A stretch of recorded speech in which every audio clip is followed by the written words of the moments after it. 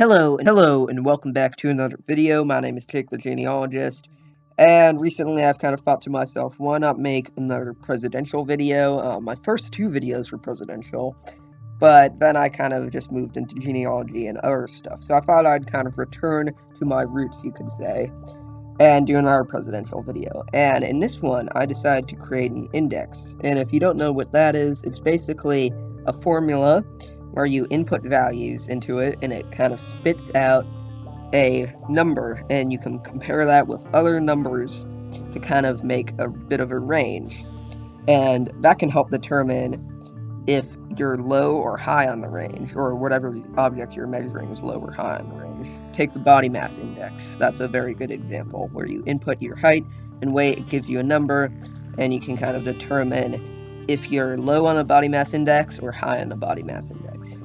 That being said, let's move on. So to make the index on the presidents, I decided to have 6 different factors.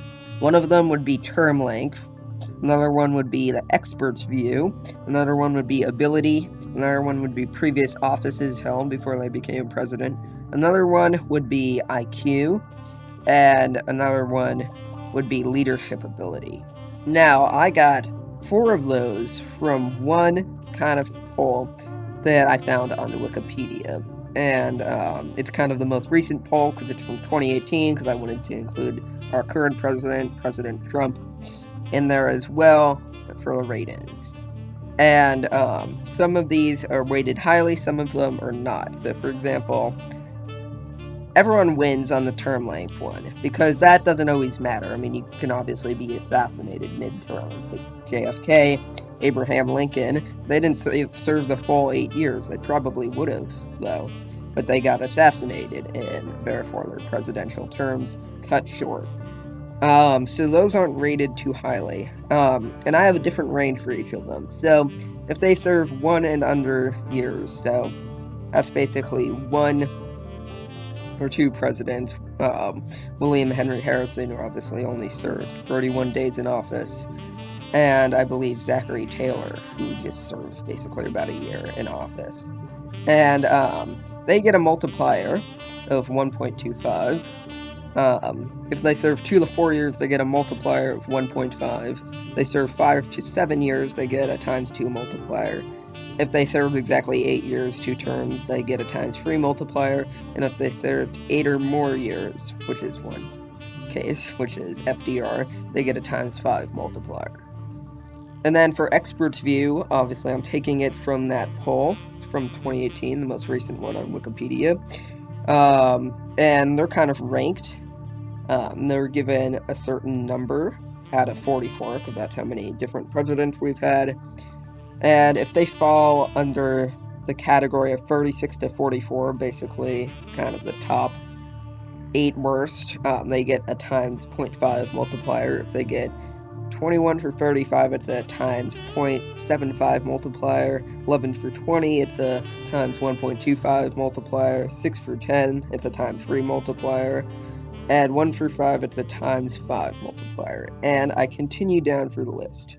Now, for previous offices, there's another great Wikipedia page which shows all of the different offices that presidents have held, and I weighted those accordingly. And so I said if they basically had no political experience, i.e. are a current president, or only have held one office, they get a times 0.25 multiplier, so for being basically inadequate politically. So that's kind of this whole index explained. So now I want to do a little bit of a sample of how it works. Okay, so as an example, we're going to use the first president of the United States, George Washington. Now, every president starts with a base score of 1, that gives them an even playing ground. Let's get into it. So, for term length, George Washington served 2 terms, 8 years, which gives him the times 3 multiplier. Then in terms of expert's view from that poll, he lands in the top 5, which gives him a times 5 multiplier. In terms of ability, once again, he lands in the top 5, giving him another times 5 multiplier. In terms of previous offices, he didn't have very many, falling in the 2 to 3 range, getting a times 1 multiplier. In terms of IQ, he gets into the 6 to 10 range, giving him a ×2 multiplier. And in terms of leadership ability, most important of them all, he lands in the top 5 once again, getting a ×8 multiplier. And he finishes with a final score of 1200. Now, I had to do this for all 43 other presidents. Took me quite a few hours to compute over a couple of weeks. And now I'm going to be kind of showing you the results in this graph.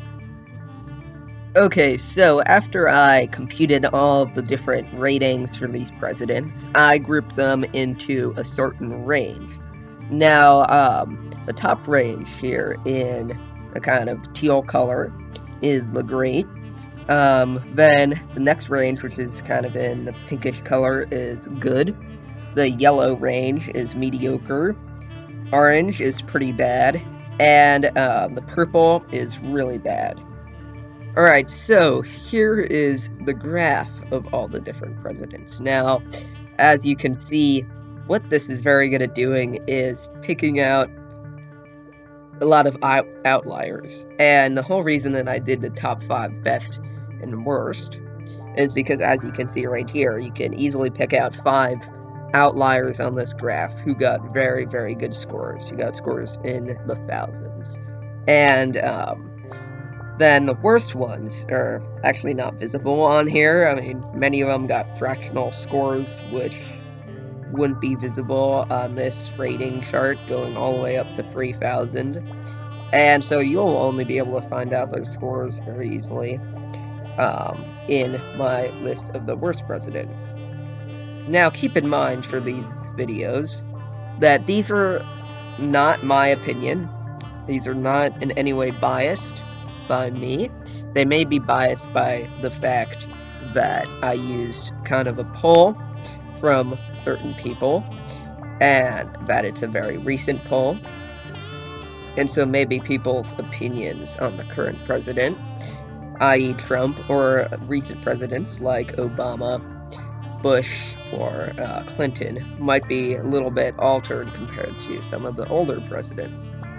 And keep in mind, this is the presidential index rating, not my own. And so, if you want to get angry down in the comments, you can. But just keep in mind that this is not me who's deciding who's the best and who's the worst. So thank you guys all for watching this very short video. And stay tuned for the next 2 parts to this presidential index mini-series coming out in the next couple of days. They should be fairly easy to make because I've done most of the things already. And also stay tuned for a new Pope video pretty soon as well. I'm very sorry that I've been coming out with it so slow. It's just that I had some problems with my microphone, and then I kind of was burnt out, and I didn't really have many ideas for anything, and it takes a long time to make those Pope videos. I've taken a bit of a break from that project, but see me come back very soon, and then the second video of that should be coming out very soon. Anyways, thank you guys for watching, and I'll see you guys all later. Goodbye.